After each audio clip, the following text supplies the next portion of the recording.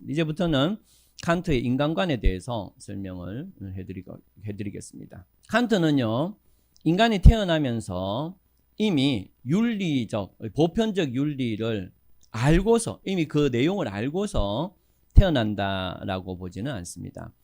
그 다음에 칸트는 오로지 인간이 자라면서 경험을 통해서 진리를 알아간다 라고도 하지 않습니다. 무슨 말인가 하면은 데카르트처럼 이성이 이미 진리를 알고 있다거나 베이컨처럼 혹은 로크처럼 경험을 함으로써 인간이 인성이 형성된다라는 두 관점을 배쳐가는 게 아니고 이 두 관점을 조화시킵니다. 무슨 말인가 하면은 인간은 태어나면서부터 도덕의 보편적 도덕 법칙 내용 자체를 알 수는 없습니다. 대신에 인간은 태어나면서부터 이성을 갖고 태어나는데요. 이 이성은 경험을 해 나가는 과정에서 그 경험에 대한 원리를 찾아내고 정립시키는 그러한 인식 구조를 갖고 있다는 겁니다.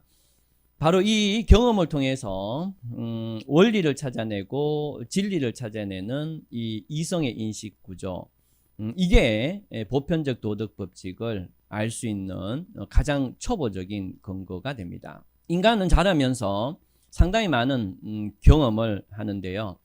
그런데 이때의 경험이라는 것은 그야말로 개별적 경험으로 이렇게 한정되는 게 아니고요. 자연과학적 연구에서 그 법칙을 밝혀내기 위해서 수많은 실험과 관찰을 하는 것, 이것도 일종의 경험, 칸트에서 경험입니다. 그런데 칸트는 이 인간은 자연과학적 연구나 실험, 관찰, 즉 경험을 통해서 어떤 보편적, 자연과학적, 물리적 법칙을 발견한다는 거예요. 또 자신의 나름대로의 또 경험도 해 나간다는 겁니다. 그런 과정에서 자연과학적 법칙이나 원리가 드디어 밝혀지게 되겠죠. 그러므로서 이 당시 사람들은 이 자연과학적 원리나 법칙을 따라서 이 사람들의 사고 가치관을 이제 기준으로 삼고, 심지어는 이 자연과학적 원리나 법칙을 우상화하는 그런 정도까지 인간의 사고가 이 자연과학적 물질적인 것에 종속되고 있다는 겁니다. 그런데 칸트는 어떻게 생각을 하는가 하면은 인간이 자연과학적 실험이나 관찰 또 일상적인 경험을 하게 되는데, 이러한 자연과학적 일상적인 경험을 하면서 인간은 이성을 갖고 있고, 그 이성은 보편적 윤리법칙을 인식할 수 있는 인식구조를 갖고 있기 때문에 그러한 자연과학적 경험, 관찰, 일상적인 경험을 이성적 인식구조 속에서 스스로 판단을 하고, 다시 말씀드리면 자연과학적 경험이나 관찰이나 원리나 법칙, 이런 것들을 따라가는 게 아니고 그런 것들을 나의 이성이 보편적인 윤리법칙을 이렇게 인식할 수 있는 인식구조 속에 집어넣어서 이런 것들은 윤리가 인간이 또 진리가 이런 형태니까 그러니까 그런 걸 바탕으로 역으로 자연과학적 원리나 현상 또 경험하는 사실들을 체계화시켜서 이해를 하게 된다, 이렇게 보는 거죠. 결국에는 인간은 보편적 윤리법칙, 이성이 밝혀낸 보편적 윤리법칙을 통해서 자연과학의 원리나 또 현상들, 또 우리 인간이 살아가면서 발생하는 여러 가지 사건들을 통제하고 조절할 수 있는 그러한 게 바로 인간의 이성이고 보편적 윤리법칙이다, 이렇게 해서 이 자연과학적 원리나 법칙을 바로 인간의 이성을 통해서 밝혀낸 진리 아래의 그 수단으로 이렇게 보게 되는 그런 관점이 바로 칸트의 인간관이고, 이런 역할을 하는 것을 순수이성이다, 이렇게 이름을 붙였습니다. 촬영 중에 소음이 들어가기 때문에 에어컨을 틀기가 어려운데요. 그래서 잠시 쉬었다가 다시 촬영을 하고 있습니다. 요 앞까지 순수이성이라는 것에 대해서 설명을 드렸는데요. 인간이 경험을 하고 또 자연과학적 관찰이나 실험이나 또 그걸 통해서 나타난 원리나 법칙, 이런 것들을 접하면서 인간은 이성을 동원해서 이성의 인식 구조를 통해서 보편적 윤리법칙을 발견해내고 그걸 의무의 기준으로 삼아서 인간이 행동할 때, 그럴 때 윤리적 인간이 된다. 이렇게 설명을 드렸습니다. 그런데요, 인간은 이성의 인식 구조를 통해서 항상 언제나 완벽하게 보편적 도덕 법칙, 윤리 법칙의 수준까지 도달한다는 보장은 없습니다. 대체로 인간은 감정에 의해서 행동할 때가 더 많을 수도 있고요. 또 인간 이성이 인식 작용을 해서 밝혀낸 그러한 보편적 윤리 법칙을 따르는 게 아니고 이미 누군가가 정해놓은 윤리적 기준에 따라서 기계적으로 행동할 때가 있는 거죠. 또 누군가는 이성적 인식 구조를 통해서 보편적 윤리 법칙을 밝혀낸 다음에 그 기준에 따라서 의무를 다하는 사람도 있을 겁니다. 이런 것처럼, 그런데 감정에 의해서 또 이미 주어진 윤리 법칙을 통해서 인간 이성을 통해서 밝혀낸 윤리를 통해서 이것이 어느 한쪽으로만 행동하진 않겠죠. 인간이라는 것은 이런 것이 통합돼서 행동할 가능성이 더 높습니다. 칸트는 인간 개개인이 그 개개인마다 갖고 있는 그것을 인간 개인의 주관적 행위 원칙 이렇게 얘기를 하고요. 독어 용어로서는 막심 이렇게 얘기하고 영어로는 맥심입니다. 막심이라고 하고 흔히 우리나라에 번역되기는 경률 혹은 준칙 이렇게 번역하기도 합니다. 그러니까 주관적 행위 원칙 또 막심, 경률이나 준칙은 모두 개인의 행위 기준이다 이렇게 보겠습니다. 그래서 개인은 자기 이성에 의해서 밝혀낸 윤리적 보편 법칙에 따라서 행동하기도 하지만 지금처럼 감정이나 이미 주어진 윤리적 기준이나 를 통해서 행동하는 경우가 많아서 결국에는 이 막심, 준칙이나 경률은 인간 이성이 파악해내온 보편적 윤리 원칙, 윤리 법칙하고는 좀 다르죠. 그러면은 윤리적 인간이다 라고 하기 위해서는 이 개인적 행위 원칙, 즉 준칙이나 경률을 자기 이성이 밝혀낸 보편적 윤리 법칙에 적합하도록 노력을 해야 된다는 거죠. 그래서 자기의 준칙이나 행위 원칙이 드디어 스스로가 밝혀낸 보편적 윤리 법칙에 적합하게 행동됐을 때 그때 윤리적인 인간이 된다. 이렇게 칸트는 얘기하고 있습니다. 어쨌든 간에 지금까지 칸트의 개인 윤리에 대해서 설명을 드렸고요. 지금부터는 칸트가 어떤 사회관 혹은 어떤 국가관을 갖고 있었는지 설명을 드리도록 하겠습니다. 칸트도 홉스, 로크, 루소와 마찬가지로 사회계약에 대해서 얘기를 하는데요. 그런데 칸트는 홉스, 로크, 루소와 같은 그런 부류의 사회계약설에 넣지 않습니다. 그러면 왜 그런지 지금부터 설명을 하고 그런 다음에 칸트의 사회계약 내용은 어떤 건지 설명을 드리겠습니다. 홉스나 로크, 루소는요, 물론 개연적이지만 그러니까 일종의 가상이지만 개연성 있는 인간의 역사적 흐름에 따라서 또 그걸 바탕으로 사회계약을 얘기를 합니다. 그러니까 인간은 어떻게 이렇게 살아왔고 그렇게 살아왔기 때문에 그래서 그걸 바탕으로 어떤 사회가 돼야 되겠다라고 구성원들이 합의했고 그 결과 이루어진 게 국가다라고 설명하는 것이 홉스, 로크, 루소의 사회계약론 설명입니다.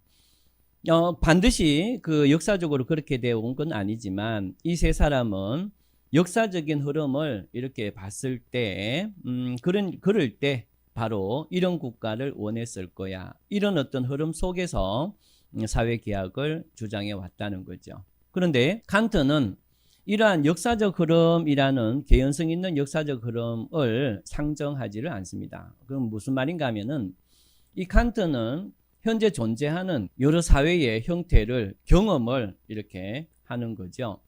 이런 식으로 경험을 한 다음에 그러니까 여기도 살아보고 저기도 살아보고 꼭 살아보진 않지만 여러 사회의 소식을 들으면서 그러면서 그러한 경험을 바탕으로 인간은 앞에서 자연현상을 경험한 다음에 그런 다음에 그 자연 현상과 별개로 인간 이성은 나름대로 인식 구조를 통해서 보편적 윤리 법칙을 찾아낸다. 이렇게 했던 것처럼 이 사회도 현재 있는 사회를 여러 가지로 경험을 한다. 직접적인 간접적인 경험한 다음에 그걸 바탕으로 인간 이성은 그 인식 구조를 통해서 이 사회가 이런 식의 합의를 했구나라고 이성을 바탕으로 독자적으로 추론을 해내는 겁니다.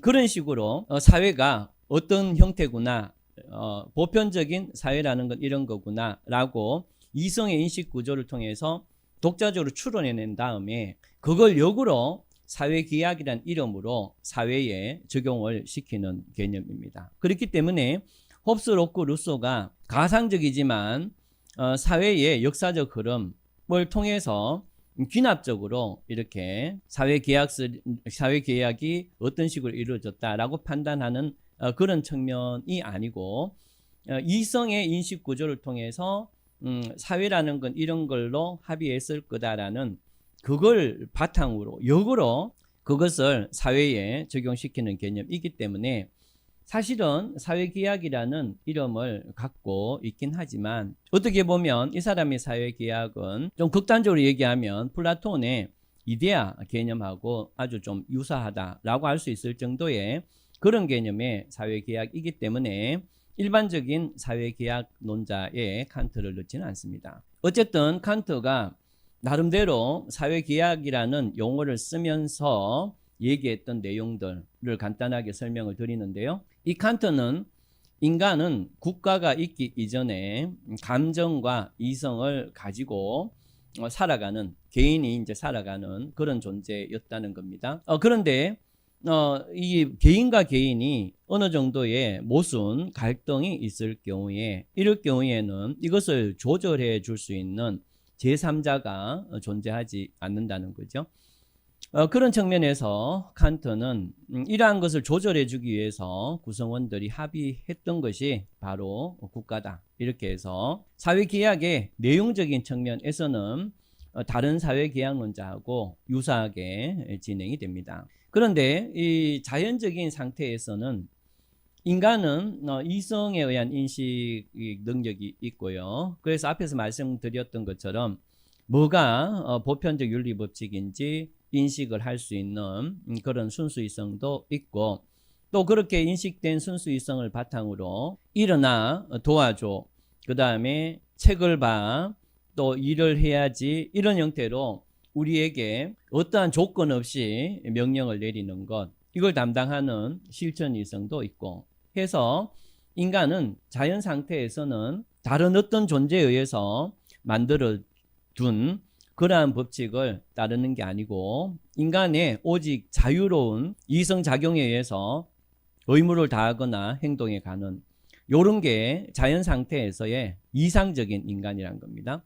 물론 이상적이지 않은 인간도 있기 때문에 갈등이나 분쟁도 생길 수 있는 그런 상태죠. 그런데 칸트가 봤을 때 인간은 필연적으로 다른 사람과 함께 살아갈 수밖에 없는 존재다, 이렇게 봅니다. 그런데 자연 상태에서는 완전하게 보편적 그 윤리 법칙에 따라서 행동하는 사람도 물론 있을 수 있겠지만 아직 그 경지에 도달하지 못하고 감정이나 이렇게 행동하는 사람이 꽤 있다는 거예요. 그런 어떤 개념 속에서 사회가 혼란하기 때문에 인간은 공존을 위한 사회를 구상을 하게 됩니다. 이 공존이라는 것은 이런 겁니다. 인간이 자신의 이성을 동원해서 그래서 보편적 도덕 법칙을 찾아내고 또 그러한 보편적 도덕 법칙의 기준을 삼아서 실천 이성이 정언 명령을 내리는 이런 형태의 인간이 윤리적인 인간인데 국가를 만들어서도 이런 것이 깨지면 안 되겠죠. 그러니까 모든 인간이 보편적 윤리 법칙을 기준으로 삼아서 의무를 행해서 윤리적 인간으로서 행동하면서도 그러면서도 모두가 함께 공존할 수 있는 그런 사회가 어디 있을까? 어떻게 해야 그런 사회가 될까? 라는 것을 사람들이 고민을 하고 바로 개인의 윤리 법칙을 따르고 윤리적인 완성을 이루면서도 사회 구성원 전체가 공존을 하면서 그런 식으로 살아가는 그런 의미의 국가를 원했다는 게 칸트의 관점입니다. 칸트는 바로 인간이 사회생활을 필연적으로 할 수밖에 없는 인간이 각자의 도덕적 완성을 이루고 또 이 각자의 개인 간의 공존을 이룰 수 있는 그러한 인간이 알아낸 법칙, 그것을 뭐라고 하는가 하면은 칸트는 자연법 이렇게 얘기를 합니다. 이 자연법도 그 이전의 자연법처럼 자연현상이나 인간현상을 오랫동안 관찰해보고 이게 바로 자연법칙이구나 이런 관점에서 접근하는 게 아니고 인간 개개인이 자신의 도덕적 완성과 또 다른 사람과의 평화적 공존이 어떤 방법일까라는 것을 이성적 인식 구조로 추론해내고 그 추론해낸 그 기준 이것을 자연법이라고 하기 때문에 이 칸트의 자연법은 결국에는 인간 내부에 있는 거고 이 앞에서 그 이전 시대에 얘기했던 것처럼 우주나 자연을 관찰해서 얻을 수 있는 건 아니다 이렇게 보기 때문에 자연법은 오로지 인간의 이성에 의해서만 인식되는 걸로 자연법의 개념이 완전히 바뀐다 이렇게 되겠습니다. 그러면 칸트가 봤을 때 이 사회는 어떻게 구성되는가 하면은 바로 인간이 개개인의 윤리적 완성을 이루면서 또 다른 사람과 공존할 수 있는 법칙, 이 자연법에 따라서 사회를 구성하기로 합의했다. 이런 식으로 사회를 일단 이해하고요. 역으로 국가는 이러한 자연법적 합의 내용에 따라서 개인의 도덕적 완성의 토대를 마련해 준과 동시에 그 개인들이 평화적으로 공존할 수 있도록 그 여건을 마련해 주는 것, 이것이 바로 국가의 역할이다 이렇게 이해하는 거죠. 그러면은 그렇게 되려면 국가는 어떤 식으로 구성돼야 되는가라고 하면은 각 개인들이 자연법에 대해서 이성적으로 보편적 법칙이 뭔가에 대해서 인식을 하고 또 그러한 보편적 법칙을 따라서 대표를 선출해낸다 이렇게 봅니다. 그러니까 대표 형태의 국가인 간접 민주주의 형태이긴 합니다. 그런데요, 칸트는 여기에 더 나가서 그러면 대표는 어떻게 하느냐?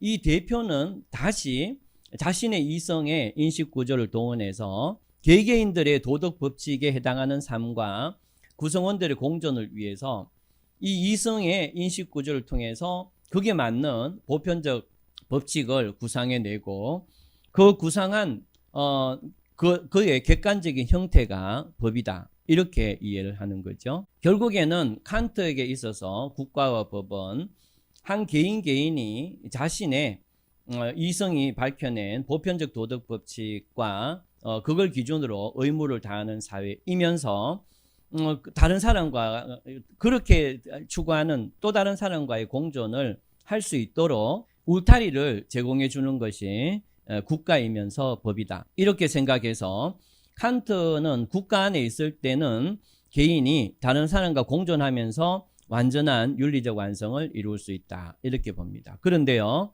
이 칸트의 이런 국가관은 상당히 큰 문제가 있습니다. 칸트는 지금까지 얘기했던 거 보면 굉장히 민주적이고 개인의 자유를 정말 중시하는구나 이렇게 생각할 수가 있는데요. 그런데 지금부터 하는 칸트의 말 때문에 칸트는 완전히 꽉 나게 됩니다. 무슨 말인가 하면은 칸트가 말했던 국가나 법은 인간이 도덕적 법칙, 이성적 법칙을 동원해서 선출한 것이 대표고 그 대표가 이성적 보편적 도덕 법칙을 동원해서 만든 게 법이기 때문에 그렇기 때문에 이 법이라는 울타리 안에서 인간은 도덕적 완성을 이루고 타인과 공존할 수가 있다는 거죠.